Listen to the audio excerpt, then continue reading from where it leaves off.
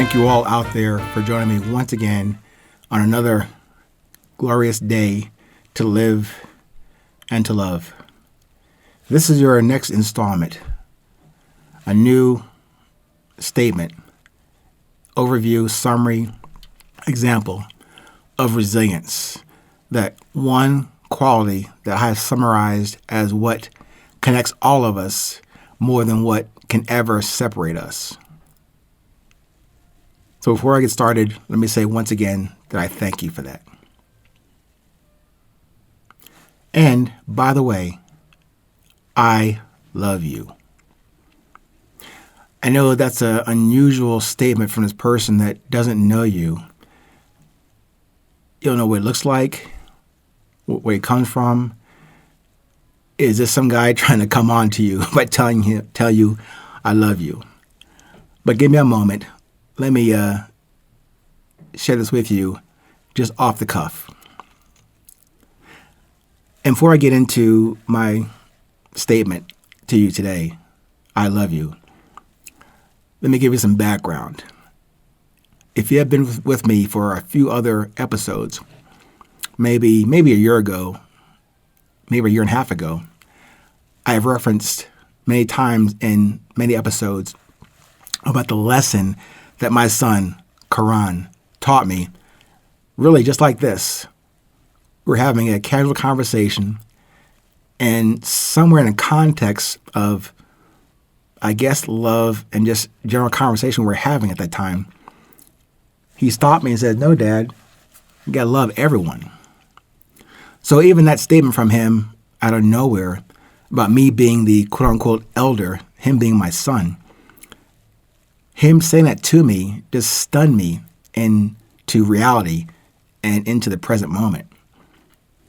Because as I have alluded to in other previous episodes, I had the foregone conclusion and intelligence, if they say, to know in my head, in my heart, no, in my head only, that love is exclusive and mine is, so, sacred and sacrosanct.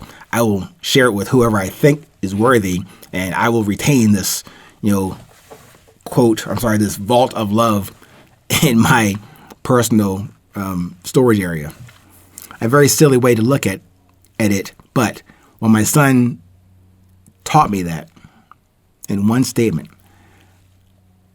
I immediately abandoned my previous decades-long misconceptions or lost knowledge or appreciation for what love is.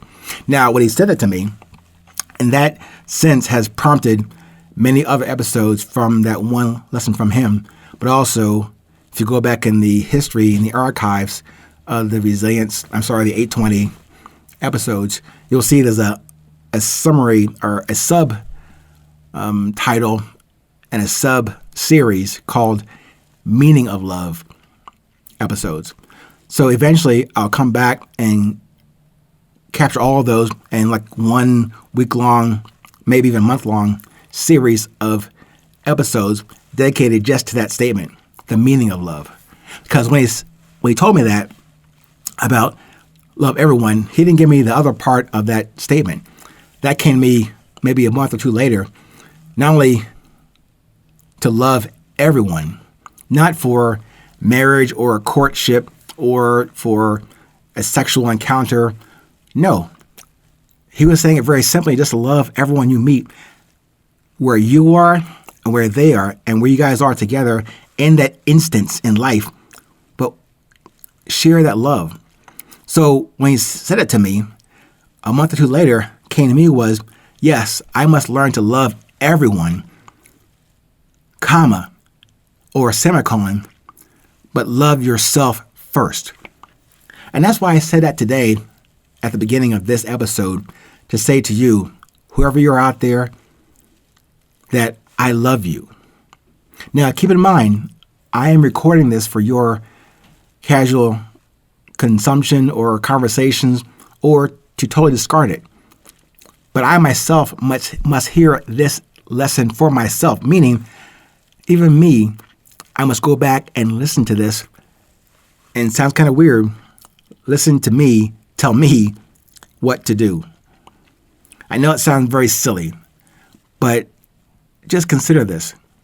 How often in the day do you tell yourself that simple statement, I love you? And at the end of this conversation, I'll leave you with a challenge, but not yet. So to me, that statement is somewhat overlooked or overused, meaning I'm sure to your spouse or to your parent or on Valentine's Day or Christmas or whatever holiday comes up, typically you have that exchange of a gratuity or just a throwaway statement, either in the greeting or in departure. Hey, I love you. And that could be very true and sincere for you that use that, not just flippantly, but with intention. So as I said for me, I had to learn to not only express that, but use that with the underlying intent and meaning. That's why I'm saying when I have constructed some random episodes around that subtitle, not just resilience, but the meaning of love in resilience, that's important to me. The meaning of love, not just to say it. What does it mean? So also, when I start using that term and a statement to myself, do I mean that?